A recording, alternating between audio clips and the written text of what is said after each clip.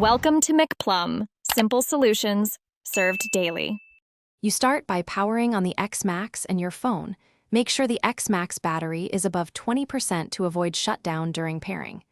You then enable Bluetooth on your phone and keep it visible, because Discovery Mode lets the devices see each other.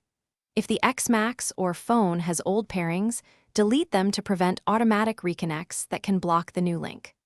Once done, place the XMAX within 1 to 2 meters of your phone to ensure a strong signal for the next steps.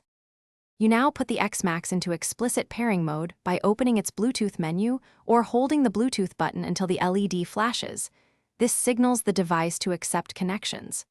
Then on your phone, tap Scan and locate the XMAX or its model name in the list.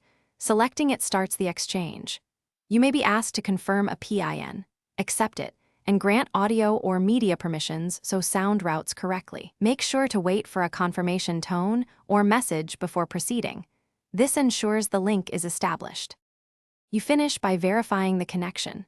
The phone should display connected, and the XMAX should show an active Bluetooth indicator, which confirms pairing.